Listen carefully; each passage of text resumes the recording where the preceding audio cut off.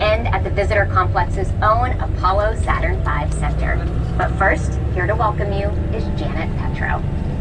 Hi, I'm Janet Petro, and welcome to NASA's John F. Kennedy Space Center, where NASA astronauts have ventured forth on flights of exploration since the 19th. Now, if you're looking for a Florida alligator, we get asked all the time about them. There's one in the waterway. You can only see its head right now, but we've been seeing quite a few recently, so if you'd like to see on left and right side from time to time, there is a waterway. Check the waterway as well as the sides of the bank. Now, over here on the right next to the badging station, that rocket that you see, that is a real Mercury Redstone security checkpoint. This will be the one area you may not take any photos or videos. Once we've cleared the security gate and continue on, now if you look up ahead of us and over to the left, you'll see several buildings over the tops of the trees there. Those buildings are all SpaceX facilities. That is where Hangar X is located. Now, the company is owned by Elon Musk, and they're planning to bring the Starship here to the Space Coast to begin launching as early as next year. They're also building a brand new facility over here called the Giga Bay.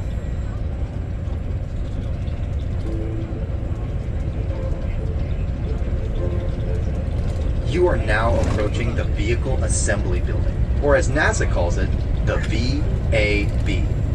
It is one of the largest buildings in the world by volume, and is the place where NASA completes the final assembly of its rockets before launch.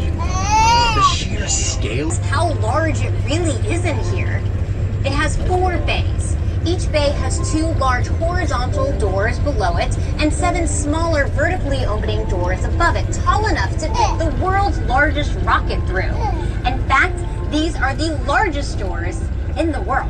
Construction of the VAB required 65.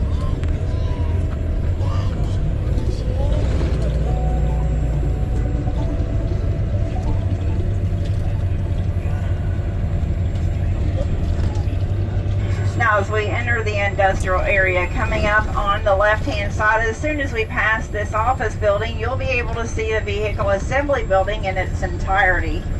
It's 525 feet tall and 518 feet wide. It has 4 gray high bay doors. Each of those doors are 456 feet tall, and they take 45 minutes to fully open or close each door. Now, the long white building that you see just to the right of it, that is the Launch Control Center. It has 4 identical firing rooms inside, and on the day of launch, that is where they give the final go or no-go for launch. Over here on the right-hand side, all these buildings clustered together is part of the press site. That's where they do their broadcasting on the day of launch.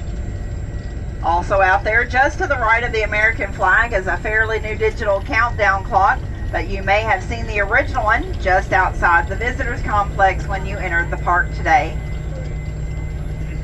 Now, up in front of us, you'll see 3 lightning towers close together with white at the top.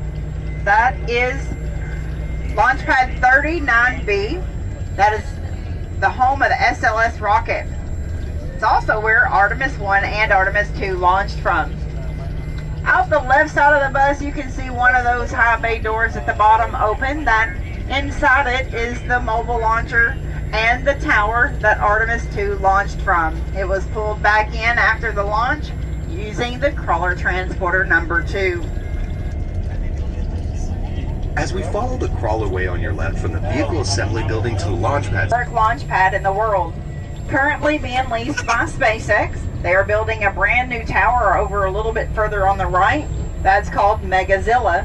That is for the Starship to launch from when it comes here. Now, as we approach the gate at the gantry at LC-39, please.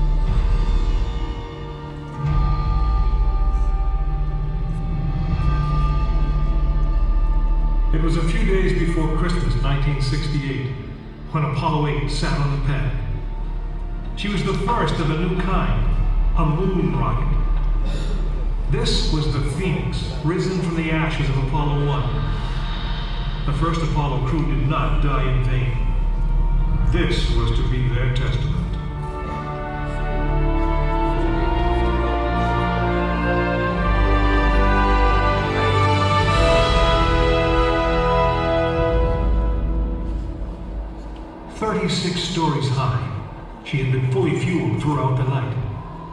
The liquid oxygen in her tanks caused ice to form on the outside of the craft.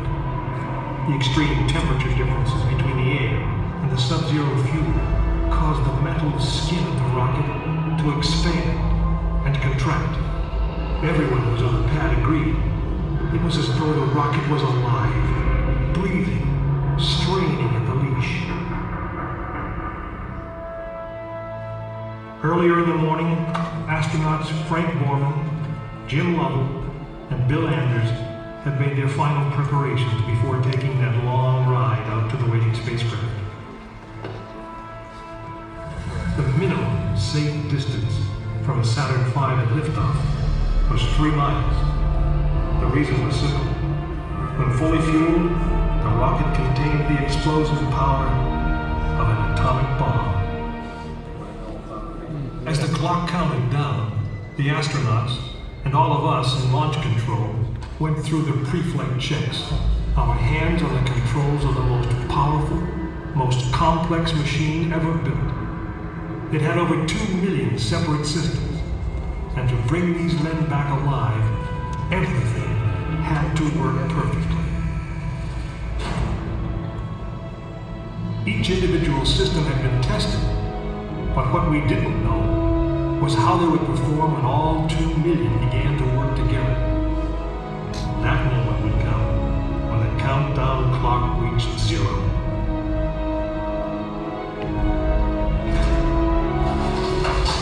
If a maneuvering thruster failed, if communications broke down, if navigation was off by 1 degree, if any piece of the miles of wiring, circuits, relays, or valves was defective, Frank Borman, Jim Lovell, and Bill Anders would pay with their lives.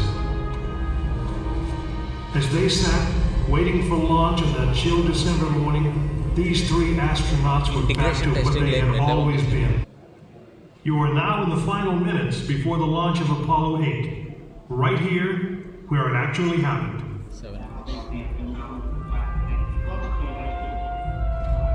Mankind is about to leave his planet behind and journey to another.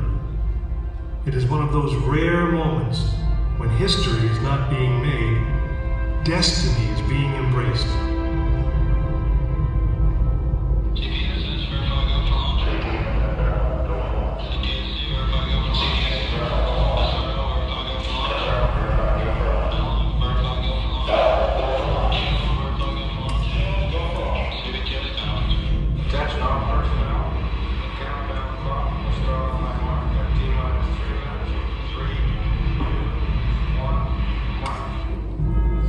This is launch control, T-minus 3 minutes and counting. We have completed our communications checks with the Apollo 8 astronauts in the cabin, and the communications are go.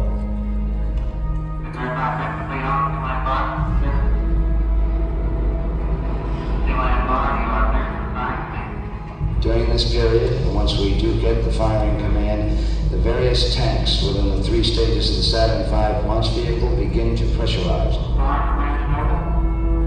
We have firing command. The firing command is in. We are now on the automatic sequence. T-minus 2 minutes, 20 seconds, and counting.